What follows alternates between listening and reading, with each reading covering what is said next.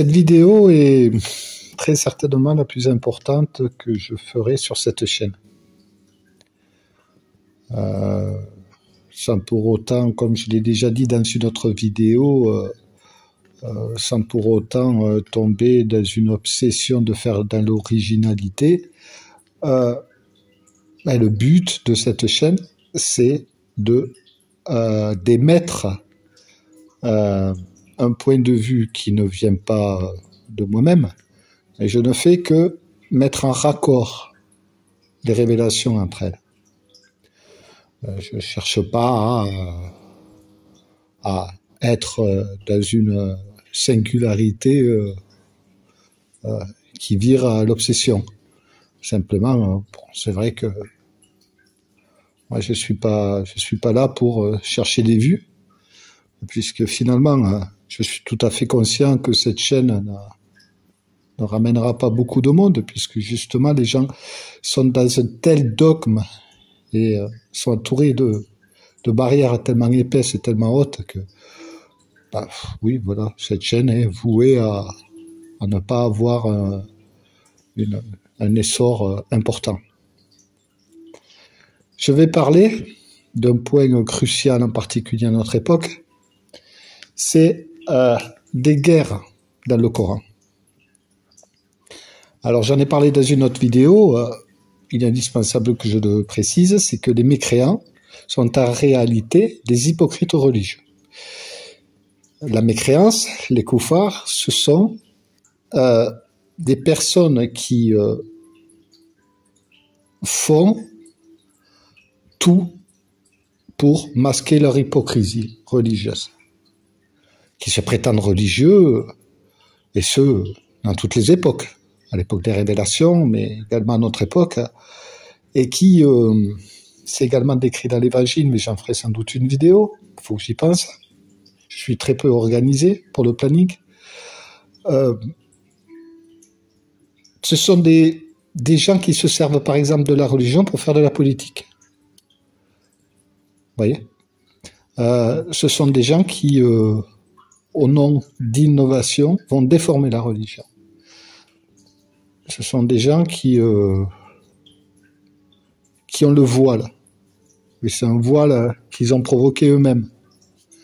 Ce sont tout simplement des faux religieux. Alors je sais que dans la tradition répandue, du moins musulmane, le mécréant, on le retrouve également dans la Bible. C'est celui qui ne reconnaît pas Dieu et son prophète Mohammed. Alors, mais j'en ai déjà parlé dans une autre vidéo. C'est extrêmement ennuyeux puisque, de ce fait, comme le prophète Mohammed a été le dernier prophète, donc ça veut dire minimum que les autres prophètes auraient dû l'attendre pour être soumis à Dieu. Puisque musulman, muslimine, singulier, muslim, pluriel, ça signifie la soumission à qui? Soumission à Dieu, qui est l'équivalent du mot hébreu Yehudi, singulier, Yehuda, pluriel, qui veut dire la soumission à Dieu. C'est le même mot que musulman. D'où la sourate 22, verset 78, par exemple, qui précise que les musulmans existaient avant le Coran. Bon. Rien que ça, vous voyez, c'est extrêmement embêtant. De penser qu'on peut être soumis à Dieu qu'en reconnaissant le prophète Mohammed, c'est déjà un parjure vis-à-vis minimum des autres prophètes. Et de ce fait, c'est un blasphème par rapport à Dieu. Donc dans le Coran, ce que je vais faire, je vais vous poster les versets que vous vérifierez qui attestent qu'il y a eu des guerres entre les fils d'Israël. Oui, il y a eu des tensions entre les fils d'Israël. On va prendre la sourate 2, je fais un chiffrage, toujours pareil. Sourate 2, versets 83 à 87. Et verset 85. Et ça c'est bien de la coller avec la sourate 22, verset 38 à 41. Toujours la sourate 2, verset 204 à 214. et versets 246 à 253. Sourate 3, versets 18 à 24. Et 64 à 200. Ça fait pas mal de lectures, je vous l'accorde. Sourate 5, versets 32 à 34. Sourate 6, versets 48 à 53. Sourate 14, versets 9 à 13. Sourate 22, versets 38 à 41. Sourate 27, versets 76 à 84. Et sourate très importante, celle-là, sourate 59, versets 1 à 15. Donc il y a eu des frictions entre les fils d'Israël eux-mêmes, qui s'étaient divisés en plusieurs communautés. Je vous invite à vous en référer à la Genèse, chapitre 49 en entier, qui est indispensable. Vraiment, la Genèse, chapitre 49 en entier, déjà ça devrait faire taire tous ceux qui pensent que les livres antérieurs au Coran ont été falsifiés, parce que s'ils avaient été falsifiés, ça c'est vraiment le type de passage qui aurait complètement disparu, d'urgence même, en priorité. Oui. Mais ça, je ferai une vidéo à cet effet. Il commençait à y avoir dans le Coran des divisions au sein même de la communauté musulmane. Divisions qui se sont confirmées par la suite avec le sunnisme, le chiisme, tout ça. Mais j'en ferai une vidéo à cet effet. Dans la Bible, qui vient du grec biblos, qui vient lui-même de l'hébreu tabiblia, qui signifie les livres, donc al-Kitub dans le Coran arabe, c'est le même mot que le mot Bible. Il y a un prophète qui est considéré comme mineur, c'est-à-dire qu'il est mis de côté. Il est reconnu, mais il est masqué par la tradition chrétienne, qu'importe les communautés, dans le judaïsme. On ne veut pas trop en entendre parler de ce prophète, et pour cause, c'est qu'il prophétise le Coran. Il prophétise ce qui va arriver dans le Coran. Et c'est la raison principale comme quoi j'ai reconnu le Coran. Moi, je fais toutes les révélations, je ne suis pas communautaire, je le répète. Je n'appartiens à aucune communauté, mais je ne suis pas en guerre avec les communautés également. Mais il est hors de question qu'on me dise, tu t'assieds, tu écoutes et tu fermes ta bouche. Ça, c'est pas possible. D'accord. Et d'ailleurs, les deux imams, dont un qui est très connu en France, que j'ai eu en privé, avec qui j'ai discuté, m'ont pas dit que j'étais forcément dans le mauvais chemin. Bref, c'est notre problème. Seul Dieu sait. Il n'y a pas de divinité sur terre. Donc, on va parler du prophète Amos. Alors, prophète Amos, vous en avez sans doute pas entendu parler. Peut-être que oui, si vous êtes un peu biblique. Mais en tout cas, on ne peut pas dire que ce soit un prophète de premier plan, en tout cas dans les traditions religieuses, loin de là. Et pourtant, il prophétise clairement le Coran. C'est-à-dire que vous ne pouvez pas vous tromper. Il y a même la communauté musulmane qui est... la communauté musulmane mohamédane, on va dire. Puisque comme le mot juif et le mot musulman sont les mêmes mots, je vais préciser comme ça. Ce prophète a très clairement,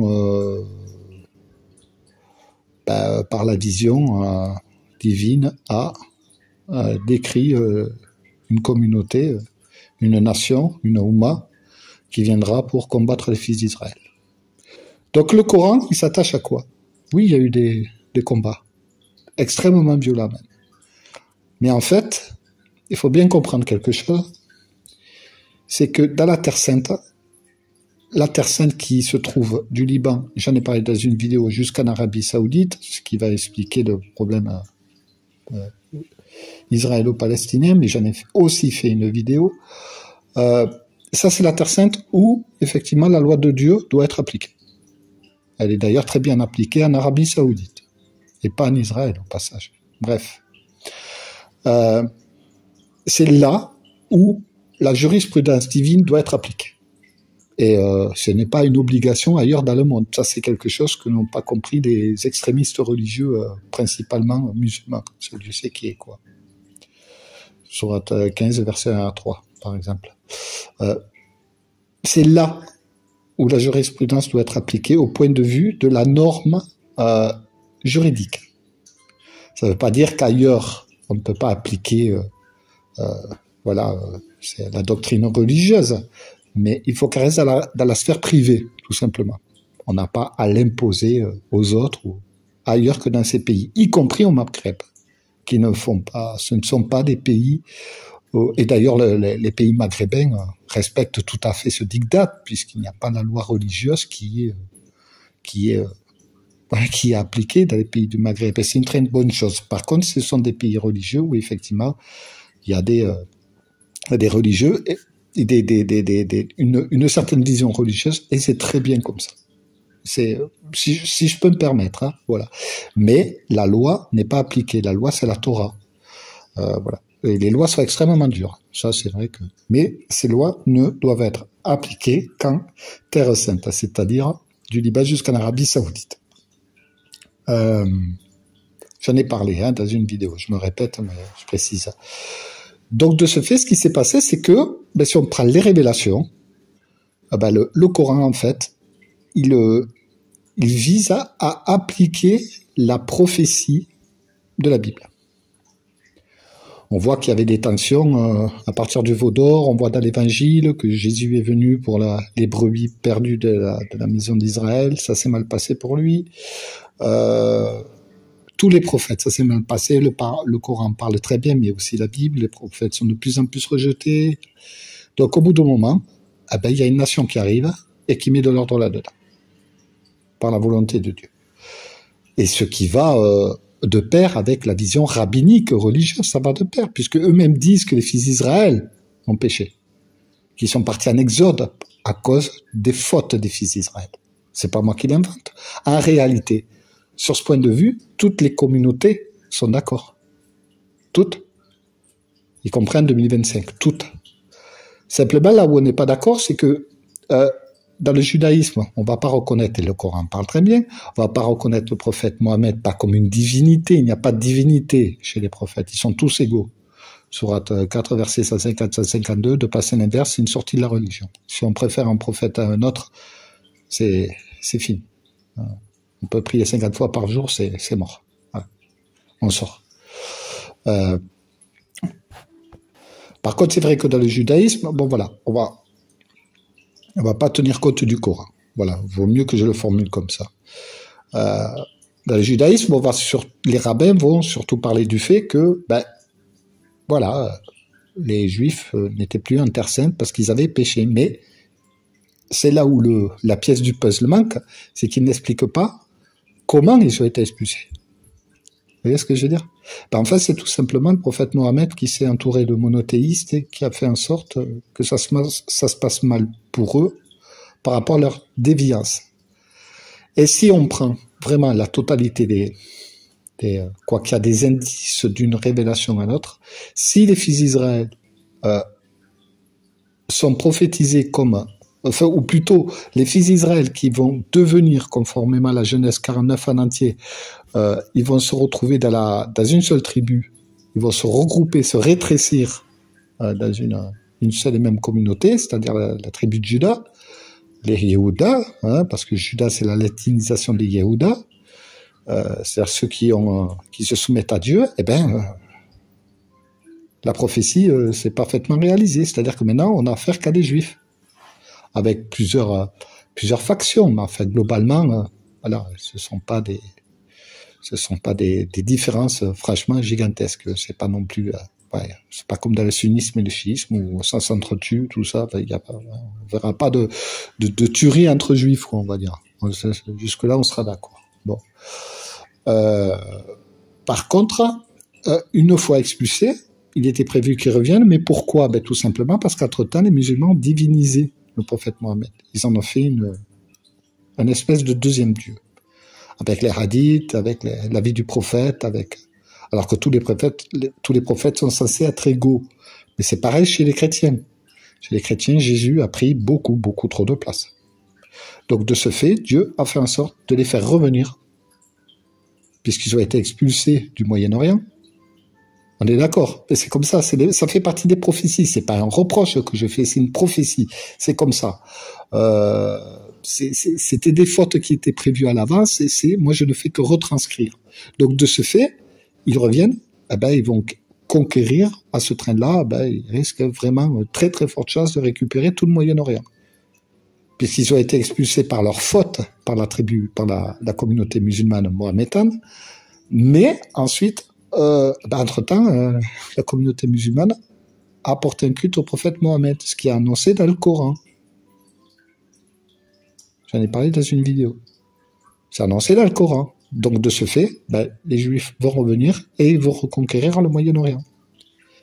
Puisque si les Juifs, regardez, c'est très simple, si les Juifs avaient été acceptés, si dans la communauté musulmane, on avait reconnu comme leur donne le Coran les révélations antérieures, on aurait compris ce qui allait se passer. Au lieu de se noyer dans des traditions qui mènent à l'égarement, on va faire très clair, les choses auraient été beaucoup plus limpides. Par exemple, aujourd'hui, on sait bien que Benjamin Netanyahou fait référence à la Bible. Mais on va pas trouver de musulman qui va se dire, tiens, qu'est-ce que raconte la Torah? Non, non, on reste bloqué dans une espèce de blocus qui va coûter extrêmement cher. Hein. Après, on pourra défiler avec des drapeaux palestiniens ou irakiens, iraniens, ce que vous voulez. Et après, parce que géographiquement, ça va ne faire que descendre, ça va rien changer à l'histoire. Ça, c'est du folklore. En plus, aller manifester avec Mélenchon, tout ça, enfin, tu vois, vraiment, c'est pas bon. Hein. C'est pas bon. Merde, c'est pas de la politique ce que je dis. Mais tu peux pas manifester avec des gens qui sont à l'inverse des préceptes religieux. Ça ne va pas, objectivement. Donc voilà, donc retour des fils d'Israël par rapport à la divinisation des prophètes de la part des musulmans. Enfin, de la divinisation des prophètes Mohammed. Pas compliqué. Donc, ce qu'on va faire, je vais vous passer le point G de l'histoire. Je vais vous diffuser en audio le prophète Amos. Et vous allez voir que vous n'allez pas être déçus du tout. Ok, donc je vous fais cette diffusion et vous allez vraiment comprendre le point commun avec le Coran. C'est-à-dire que c'est un prophète qui annonce très clairement la venue du prophète Mohammed et du Coran. Quoi. Voilà. Dans le but de remettre de l'ordre au Moyen-Orient par rapport à la déviance des fils d'Israël qui, je le répète encore, partiront en exode pour ceux qui resteront, puisque le combat aura fait énormément de victimes du côté des fils d'Israël, et alliance, conformément à ce que dit la Torah, à une seule tribu, c'est-à-dire la tribu de Juda, les Yehuda, les Juifs. Voilà. Bon, mais je vous remercie. Allez, je vous passe ça de suite. Amos, chapitre 1. Parole d'Amos, l'un des bergers de Tekoa, vision qu'il eut sur Israël, au temps d'Ozias, roi de Juda, et au temps de Jéroboam, fils de Joas, roi d'Israël, 2 ans avant le tremblement de terre. Il dit, « De Sion l'Éternel rugit, de Jérusalem il fait entendre sa voix. Les pâturages des bergers sont dans le deuil, et le sommet du Carmel est desséché. Ainsi parle l'Éternel. À cause de 3 crimes de Damas, même de 4, je ne révoque pas mon arrêt, parce qu'ils ont foulé Galaad sous des traîneaux de fer. J'enverrai le feu dans la maison de Hazaël, et il dévorera les palais de Ben-Hadad. Je briserai les verrous de Damas, j'exterminerai de Bicat-Aven les habitants, et de Beth-Éden celui qui tient le sceptre. Et le peuple de Syrie sera mené captif à Kir, dit l'Éternel. Ainsi parle l'Éternel, à cause de 3 crimes de Gaza, même de 4, je ne révoque pas mon arrêt, parce qu'ils ont fait une foule de captifs pour les livrer à Édom. J'enverrai le feu dans les murs de Gaza, et il en dévorera les palais. J'exterminerai d'Asdod les habitants, et d'Ascalon celui qui tient le sceptre. Je tournerai ma main contre Écron, et le reste des Philistins périra, dit le Seigneur, l'Éternel. Ainsi parle l'Éternel. À cause de 3 crimes de Tyr, même de 4, je ne révoque pas mon arrêt, parce qu'ils ont livré à Édom une foule de captifs sans se souvenir de l'alliance fraternelle. J'enverrai le feu dans les murs de Tyr, et il en dévorera les palais. Ainsi parle l'Éternel.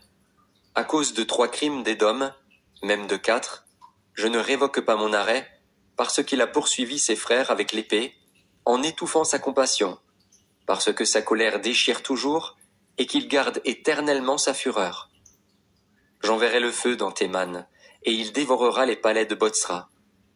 Ainsi parle l'Éternel, à cause de 3 crimes des enfants d'Ammon, même de 4, je ne révoque pas mon arrêt, parce qu'ils ont fendu le ventre des femmes enceintes de Galaad, afin d'agrandir leur territoire.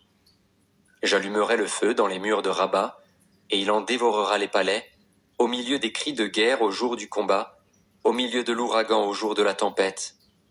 Et leur roi s'en ira en captivité, lui et ses chefs avec lui, dit l'Éternel. Amos, chapitre 2. Ainsi parle l'Éternel. À cause de 3 crimes de Moab, même de 4, je ne révoque pas mon arrêt, parce qu'il a brûlé, calciné les eaux du roi d'Édom. J'enverrai le feu dans Moab, et il dévorera les palais de Kérijot. Et Moab périra au milieu du tumulte, au milieu des cris de guerre et du bruit de la trompette. J'exterminerai de son sein le juge, et je tuerai tous ses chefs avec lui, dit l'Éternel. Ainsi parle l'Éternel. À cause de 3 crimes de Juda, même de 4, je ne révoque pas mon arrêt, parce qu'ils ont méprisé la loi de l'Éternel et qu'ils n'ont pas gardé ses ordonnances, parce qu'ils ont été égarés par les idoles mensongères après lesquelles leurs pères ont marché.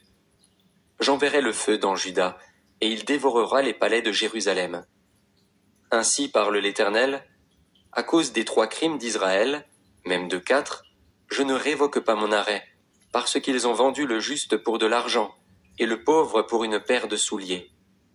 Ils aspirent à voir la poussière de la terre sur la tête des misérables, et ils violent le droit des malheureux. Le fils et le père vont vers la même fille, afin de profaner mon saint nom. Ils s'étendent près de chaque autel sur des vêtements pris en gage, et ils boivent dans la maison de leur Dieu le vin de ceux qu'ils condamnent.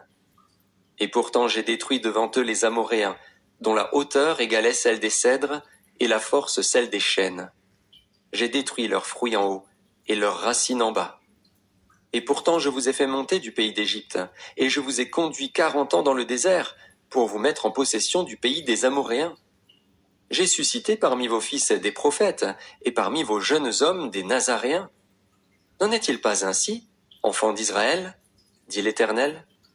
Et vous avez fait boire du vin aux Nazaréens, et aux prophètes vous avez donné cet ordre, ne prophétisez pas. Voici, je vous écraserai, comme foule la terre un chariot chargé de gerbes. Celui qui est agile ne pourra fuir, celui qui a de la force ne pourra s'en servir, et l'homme vaillant ne sauvera pas sa vie. Celui qui manie l'arc ne résistera pas, celui qui a les pieds légers n'échappera pas, et le cavalier ne sauvera pas sa vie. Le plus courageux des guerriers s'enfuira nu dans ce jour-là, dit l'Éternel. Amos, chapitre 3. Écoutez cette parole que l'Éternel prononce contre vous, enfants d'Israël, contre toute la famille que j'ai fait monter du pays d'Égypte. Je vous ai choisi, vous seuls parmi toutes les familles de la terre. C'est pourquoi je vous châtierai pour toutes vos iniquités. 2 hommes marchent-ils ensemble, sans en être convenus? Le lion rugit-il dans la forêt sans avoir une proie? Le lionceau pousse-t-il des cris du fond de sa tanière, sans avoir fait une capture? L'oiseau tombe-t-il dans le filet qui est à terre, sans qu'il y ait un piège? Le filet s'élève-t-il de terre, sans qu'il y ait rien de pris? Sonne-t-on de la trompette dans une ville, sans que le peuple soit dans l'épouvante? Arrive-t-il un malheur dans une ville, sans que l'Éternel en soit l'auteur? Car le Seigneur, l'Éternel, ne fait rien sans avoir révélé son secret à ses serviteurs les prophètes. Le lion rugit, qui ne serait effrayé? Le Seigneur, l'Éternel, parle, qui ne prophétiserait? Faites retentir votre voix dans les palais d'Asdod et dans les palais du pays d'Égypte, et dites, rassemblez-vous sur les montagnes de Samarie, et voyez quelle immense confusion au milieu d'elles, quelle violence dans son sein. Ils ne savent pas agir avec droiture, dit l'Éternel. Ils entassent dans leurs palais les produits de la violence et de la rapine. C'est pourquoi ainsi parle le Seigneur, l'Éternel. L'ennemi investira le pays, il détruira ta force, et tes palais seront pillés. Ainsi parle l'Éternel. Comme le berger arrache de la gueule du lion 2 jambes ou un bout d'oreille, ainsi se sauveront les enfants d'Israël qui sont assis dans Samarie, à l'angle d'un lit et sur des tapis de Damas. Écoutez, et déclarez ceci à la maison de Jacob, dit le Seigneur, l'Éternel, le Dieu des armées. Le jour où je punirai Israël pour ses transgressions, je frapperai sur les autels de Béthel. Les cornes de l'autel seront brisées et tomberont à terre. Je renverserai les maisons d'hiver et les maisons d'été. Les palais d'ivoire périront, les maisons des grands disparaîtront, dit l'Éternel. Amos, chapitre 4. Écoutez cette parole, génisse de Bazan qui êtes sur la montagne de Samarie, vous qui opprimez les misérables, qui écrasez les indigents, et qui dites à vos maris, apportez et buvons. Le Seigneur, l'Éternel, l'a juré par sa sainteté. Voici, les jours viendront pour vous où l'on vous enlèvera avec des crochets, et votre postérité avec des hameçons. Vous sortirez par les brèches, chacune devant soi, et vous serez jetés dans la forteresse, dit l'Éternel. Allez à Béthel, et péchez. Allez à Gilgal, et péchez davantage. Offrez vos sacrifices chaque matin, et vos dîmes tous les 3 jours. Faites vos sacrifices d'action de grâce avec du levain. Proclamez, publiez vos offrandes volontaires, car c'est là ce que vous aimez, enfants d'Israël, dit le Seigneur, l'Éternel. Et moi, je vous ai envoyé la famine dans toutes vos villes, le manque de pain dans toutes vos demeures. Malgré cela, vous n'êtes pas revenus à moi, dit l'Éternel. Et moi, je vous ai refusé la pluie, lorsqu'il y avait encore 3 mois jusqu'à la moisson. J'ai fait pleuvoir sur une ville, et je n'ai pas fait pleuvoir sur une autre ville. Un champ a reçu la pluie, et un autre qui ne l'a pas reçue s'est desséché. 2, 3 villes sont allées vers une autre pour boire de l'eau, et elles n'ont point apaisé leur soif. Malgré cela, vous n'êtes pas revenus à moi, dit l'Éternel. Je vous ai frappé par la rouille et par la nielle. Vos nombreux jardins, vos vignes, vos figuiers et vos oliviers ont été dévorés par les sauterelles. Malgré cela, vous n'êtes pas revenus à moi, dit l'Éternel. J'ai envoyé parmi vous la peste, comme en Égypte. J'ai tué vos jeunes gens par l'épée et laissé prendre vos chevaux. J'ai fait monter à vos narines l'infection de votre camp. Malgré cela, vous n'êtes pas revenus à moi, dit l'Éternel. Je vous ai bouleversés, comme Sodome et Gomorrhe, que Dieu détruisit, et vous avez été comme un tison arraché de l'incendie. Malgré cela, vous n'êtes pas revenus à moi, dit l'Éternel. C'est pourquoi je te traiterai de la même manière, Israël. Et puisque je te traiterai de la même manière, prépare-toi à la rencontre de ton Dieu, ô Israël.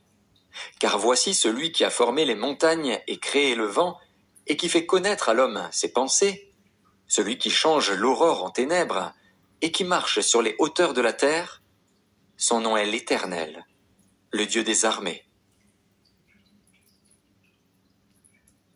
Amos, chapitre 5. Écoutez cette parole, cette complainte que je prononce sur vous, maison d'Israël. Elle est tombée, elle ne se relèvera plus, la Vierge d'Israël. Elle est couchée par terre, nul ne la relève. Car ainsi parle le Seigneur, l'Éternel. La ville qui mettait en campagne 1000 hommes n'en conservera que 100, et celle qui mettait en campagne 100 hommes n'en conservera que 10 pour la maison d'Israël. Car ainsi parle l'Éternel à la maison d'Israël, cherchez-moi, et vous vivrez. Ne cherchez pas Béthel, n'allez pas à Gilgal, ne passez pas à Beer-Shéba, car Gilgal sera captif et Béthel anéanti. Cherchez l'Éternel, et vous vivrez. Craignez qu'il ne saisisse comme un feu la maison de Joseph, et que ce feu ne la dévore, sans personne à Béthel pour l'éteindre. Ô vous qui changez le droit en absinthe, et qui foulez à terre la justice. Il a créé les Pléiades et l'Orion, il change les ténèbres en aurore, il obscurcit le jour pour en faire la nuit, il appelle les eaux de la mer, et les répand à la surface de la terre. L'Éternel est son nom. Il fait lever la ruine sur les puissants, et la ruine vient sur les forteresses. Ils haïssent celui qui les reprend à la porte, et ils ont en horreur celui qui parle sincèrement. Aussi, Parce que vous avez foulé le misérable et que vous avez pris de lui du blé en présent, vous avez bâti des maisons en pierre de taille, mais vous ne les habiterez pas. Vous avez planté d'excellentes vignes, mais vous n'en boirez pas le vin. Car, je le sais, vos crimes sont nombreux, vos péchés se sont multipliés. Vous opprimez le juste, vous recevez des présents, et vous violez à la porte le droit des pauvres. Voilà pourquoi, en des temps comme ceux-ci, le sage se tait, car ces temps sont mauvais. Recherchez le bien et non le mal, afin que vous viviez, et qu'ainsi l'Éternel, le Dieu des armées, soit avec vous, comme vous le dites. Haïssez le mal et aimez le bien, faites régner à la porte la justice. Et peut-être l'Éternel, le Dieu des armées, aura pitié des restes de Joseph. C'est pourquoi ainsi parle l'Éternel, le Dieu des armées, le Seigneur. Dans toutes les places on se lamentera, dans toutes les rues on dira « Hélas, hélas !» On appellera le laboureur au deuil et aux lamentations ceux qui disent des complaintes. Dans toutes les vignes on se lamentera, lorsque je passerai au milieu de toi, dit l'Éternel. Malheur à ceux qui désirent le jour de l'Éternel. Qu'attendez-vous du jour de l'Éternel? Il sera ténèbres et non lumière. Vous serez comme un homme qui fuit devant un lion et que rencontre un ours, qui gagne sa demeure, appuie sa main sur la muraille et que mord un serpent. Le jour de l'Éternel n'est-il pas ténèbres et non lumière? N'est-il pas obscur et sans éclat? Je hais, je méprise vos fêtes, je ne puis sentir vos assemblées. Quand vous me présentez des holocaustes et des offrandes, je n'y prends aucun plaisir. Et les veaux engraissés que vous sacrifiez en action de grâce, je ne les regarde pas. Éloigne de moi le bruit de tes cantiques, je n'écoute pas le son de tes luttes. Mais que la droiture soit comme un courant d'eau, et la justice comme un torrent qui jamais ne tarit. M'avez-vous fait des sacrifices et des offrandes pendant les 40 années du désert, maison d'Israël? Emportez donc la tente de votre roi, le piédestal de vos idoles, l'étoile de votre Dieu que vous vous êtes fabriqué. Et je vous emmènerai captif au-delà de Damas, dit l'Éternel, dont le nom est le Dieu des armées. Amos, chapitre 6. Malheur à ceux qui vivent tranquilles dans Sion, et en sécurité sur la montagne de Samarie, assez grande la première des nations, auprès desquelles va la maison d'Israël. Passez à Calné et voyez, allez de là jusqu'à Hamath la grande, et descendez à Gath chez les Philistins. Ces villes sont-elles plus prospères que vos 2 royaumes, et leur territoire est-il plus étendu que le vôtre? Vous croyez éloigner le jour du malheur, et vous faites approcher le règne de la violence. Ils reposent sur des lits d'ivoire, ils sont mollement étendus sur leurs couches. Ils mangent les agneaux du troupeau, les veaux mis à l'engrais. Ils extravaguent au son du luth, ils se croient habiles comme David sur les instruments de musique. Ils boivent le vin dans de larges coupes, ils soignent avec la meilleure huile, et ils ne s'attristent pas sur la ruine de Joseph. C'est pourquoi ils seront emmenés à la tête des captifs, et les cris de joie de ces voluptueux cesseront.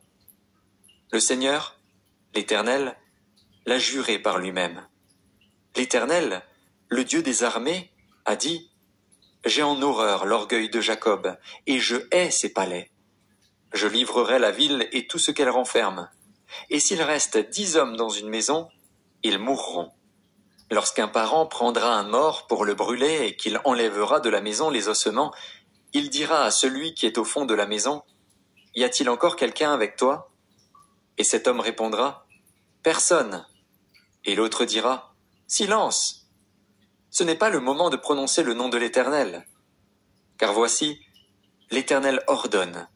Il fera tomber en ruine la grande maison et en débris la petite maison. Est-ce que les chevaux courent sur un rocher? Est-ce qu'on y laboure avec des bœufs pour que vous ayez changé la droiture en poison et le fruit de la justice en absinthe? Vous vous réjouissez de ce qui n'est que néant? Vous dites, n'est-ce pas par notre force que nous avons acquis de la puissance? C'est pourquoi voici, je ferai lever contre vous, maison d'Israël, dit l'Éternel, le Dieu des armées, une nation qui vous opprimera depuis l'entrée de Hamath jusqu'au torrent du désert. Alors là, on a clairement un descriptif, de l'annonce du Coran. Eh bien, maison d'Israël, voici que moi, oracle du Seigneur, Dieu de l'univers, je dresse contre vous une nation, elle vous opprimera depuis l'entrée de Hamat jusqu'au torrent de l'Arabie. Et dans la Bible, il n'y a rien qui puisse laisser penser qu'il y a dans la temporalité de la révélation de la Bible, du moins une nation qui attaquera la maison d'Israël. Et ça, on le retrouve dans le Coran, tout simplement. Alors ça, c'est l'une des raisons qui m'a fait reconnaître la dernière révélation, quoi. En l'occurrence, le Coran, quoi. Voilà, tout simplement. Amos, chapitre 7. Le Seigneur, l'Éternel, m'envoya cette vision. Voici, il formait des sauterelles au moment où le regain commençait à croître.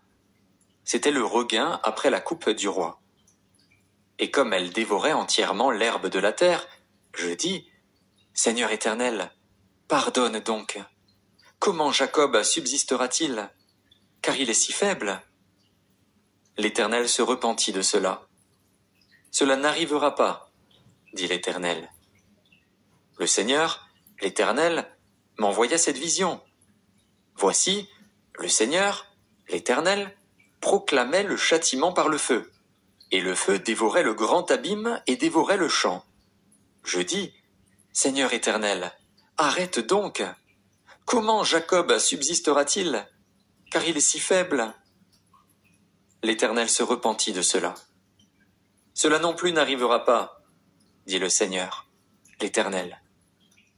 Il m'envoya cette vision. Voici, le Seigneur se tenait sur un mur tiré au cordeau, et il avait un niveau dans la main. L'Éternel me dit, « Que vois-tu, Amos ?» Je répondis, « Un niveau. » Et le Seigneur dit, « Je mettrai le niveau au milieu de mon peuple d'Israël, je ne lui pardonnerai plus.